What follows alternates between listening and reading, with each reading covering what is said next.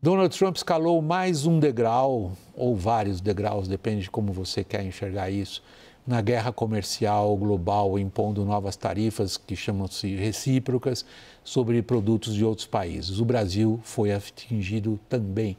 A reportagem é de Priscila Yazbek. Donald Trump decretou emergência nacional nos Estados Unidos, afirmando que as relações comerciais deficitárias penalizam o país e exigem a proteção dos trabalhadores americanos.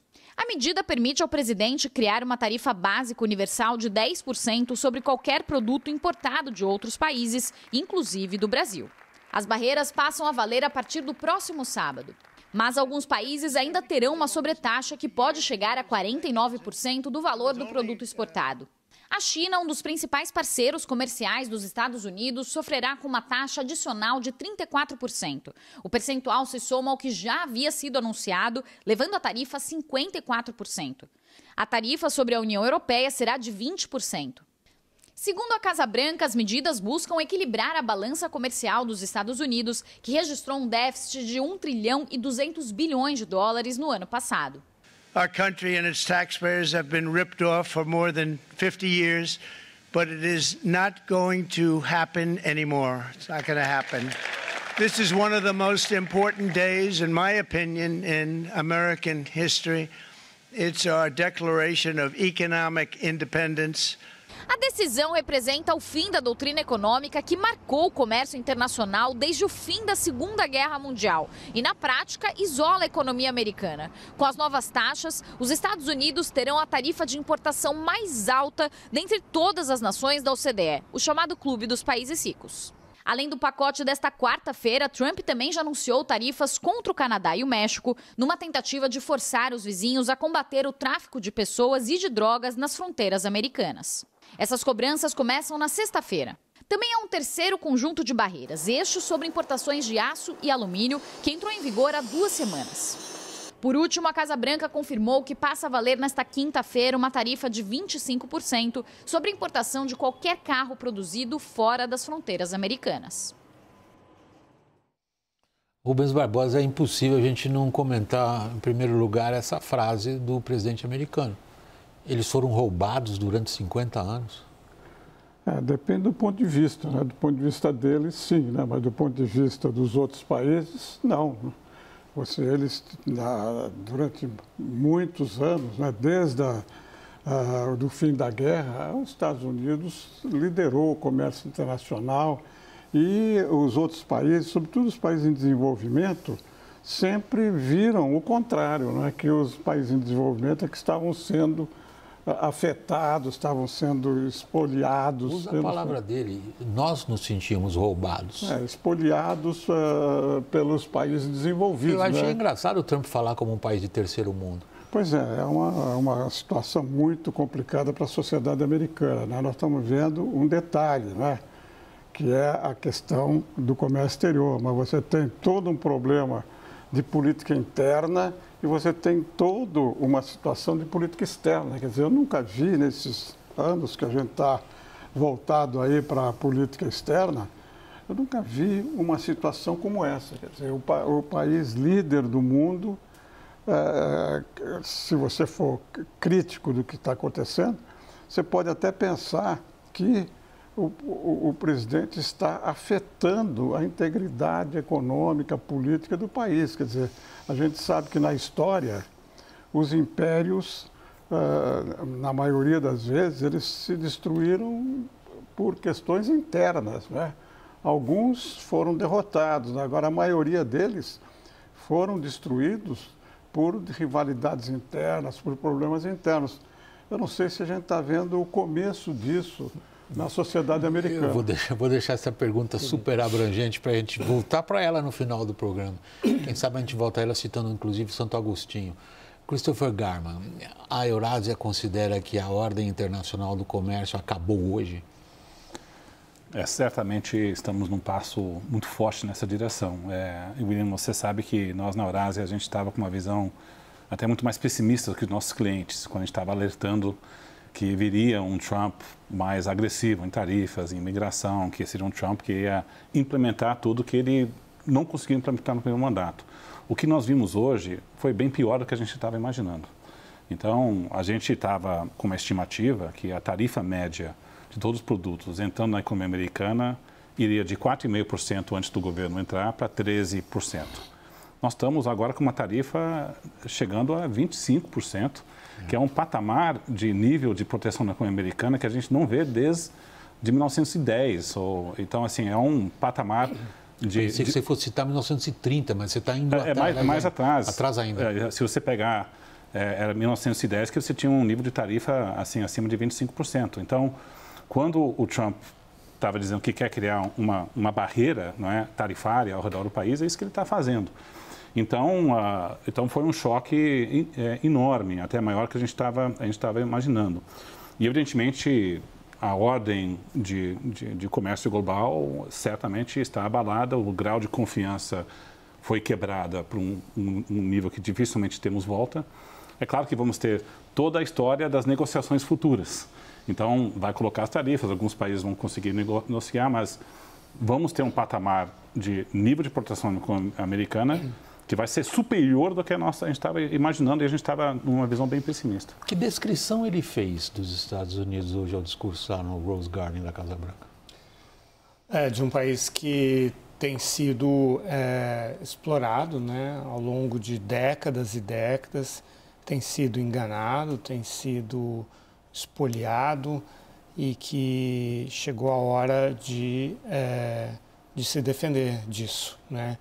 E colocou até os Estados Unidos como um país benigno, porque, pelo cálculo dele, ele está aplicando metade das tarifas, ou pelo que ele disse, né, metade das tarifas que os países aplicam sobre os Estados Unidos, porque ele disse, because we are very kind, né, nós somos muito gentis, muito legais, muito bons e tal. E foi incrível ouvi-lo falar mais uma vez da Europa, né? Ele foi muito mais duro contra a Europa do que contra a China, né? A China ele elogiou, ele falou, não, eu gosto muito do Xi Jinping, admiro muito, eles estão fazendo o que é certo, eles estão certos de fazer isso e tal.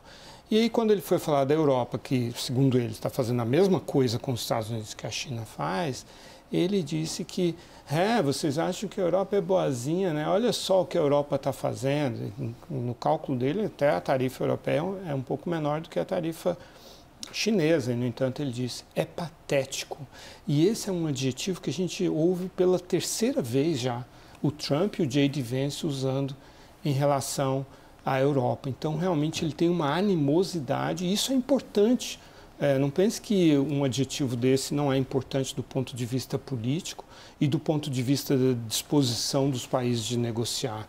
Porque como é que você negocia com um país que tem esse nível de hostilidade e que já quebrou contratos outras vezes? Canadá e México já renegociaram o NAFTA completamente e agora estão de volta à estaca zero.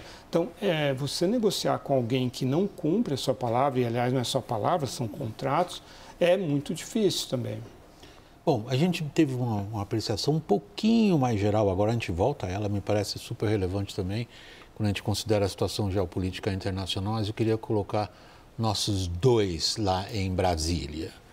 Começando por você, Thaís. Como é que Brasília recebeu hoje o Dia da Libertação Americana? Por você quem?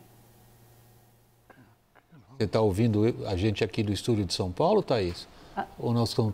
É comigo? Sim, Thaís, só com você. Totalmente contigo. Eu não ouvi, por isso que ficou esse silêncio. Então, deixa eu aqui. repetir para você. Nós estamos partindo de uma apreciação um pouco mais aberta, mas agora vamos fechando o nosso foco. Começamos por vocês dois aí em Brasília e por você, Thaís. Como Brasília viu o Dia da Libertação Americana?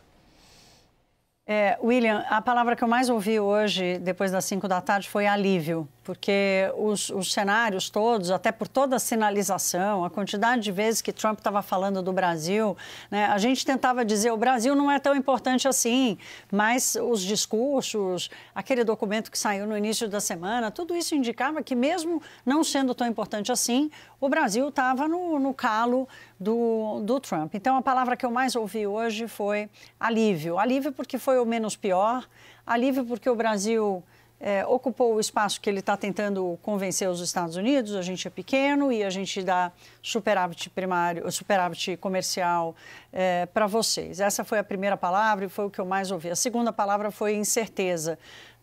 Havia uma expectativa assim, olha, a incerteza vai diminuir um pouco, quem sabe, talvez, na hora que todo mundo souber o que ele vai apresentar. Então, a incerteza, pelo contrário, ela diminuiu zero, ela triplicou, porque é a incerteza sobre como é a negociação. Hoje eu conversei com diplomatas, conversei com ex-embaixadores que me disseram, olha, todo o setor privado que me ligou, ninguém fazia a menor ideia exatamente do que fazer a partir de agora, né? Que tipo de negociação que vai acontecer, até quando vale? Essa foi uma pergunta que ninguém conseguiu responder. Vai até quando? Porque no texto, na resolução, está escrito lá que a medida vai valer até que o déficit comercial seja resolvido ou mitigado. Isso não tem prazo. Então, a incerteza aumentou. Eu acho que há uma percepção de que cria-se ali algumas clareiras de oportunidade para o Brasil se realmente o fluxo comercial no mundo inteiro mudar de direção. O Brasil consegue ter alguma oportunidade, mas o grau de incerteza, William, subiu muito, mesmo diante desse certo alívio. Daniel. William, reforçando o que a Thaís disse, realmente o sentimento predominante de alívio muito grande, porque Brasília acordou neste dia da libertação bem pessimista. Todo mundo achava no governo, e acho que até no setor privado, que vinha alguma coisa bem mais forte do que a tarifa de 10%. Muita gente mencionou, nossa condição relativa até melhora se você comparar com o dia de ontem, porque todos os nossos concorrentes no mercado americano terão tarifas maiores a partir de agora. Então, o que explica essa mudança de cenário? Na visão do governo brasileiro, explica muito um discurso que foi reforçado e que a gente não comentou muito, porque não se divulgou essa informação até o dia de hoje, que o Brasil sempre se apresentou nessas reuniões técnicas que foram acontecendo de 2, 3 semanas para cá, com uma mensagem para o governo americano. No início, o governo americano acusava o Brasil de fazer parte do Dirty 15, dos 15 países, vamos dizer, feios, sujos e malvados no comércio internacional. Aqueles que têm tarifas muito altas, barreiras não tarifárias e que precisavam ser punidos de alguma forma. O Brasil vinha num discurso que, olha, eu não faço parte desses 15 feios, sujos e malvados, não. Eu faço parte dos 3 clean and free, dos 3 que são justos, limpinhos e cheirosos no comércio internacional. Quem são esses 3? Brasil, Reino Unido e Austrália. Por quê? Porque são países com quem os Estados Unidos têm grandes superávites, não só no comércio de bens, mas no comércio de serviços. E aparentemente esse argumento colou. Porque se você for observar esses 3 países, em que pese a Austrália ter sido bastante mencionada no discurso do Trump, esses 3 países ficaram com a tarifa mínima de 10%. Bom, tem um problema com essa teoria que às vezes me parece um pouco teoria pós-fato, e é que tem vários países na mesma taxa de 10% com relações completamente diferentes com os Estados Unidos. Nós vamos examinar isso. Temos motivo para estar aliviados, Rubens Barbosa? Eu acho que sim. Eu acho que, na minha visão, eu achava que dificilmente o Brasil ia ser penalizado fortemente. Porque o discurso todo do Trump era a questão do déficit da balança comercial.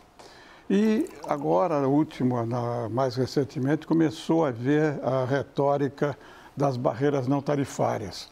Mas se você for examinar a pauta de exportação brasileira para os Estados Unidos, você vai ver que não a pauta geral do Brasil, estou falando da pauta de exportação do Brasil para os Estados Unidos.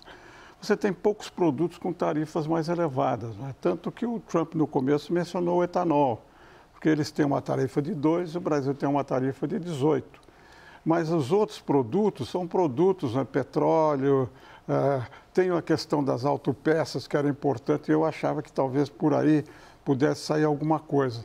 Mas, de qualquer maneira, mesmo com os 10%, porque esses 10% é sobre a tarifa que os Estados Unidos têm, né? Seria, no caso do etanol, 2 mais 10.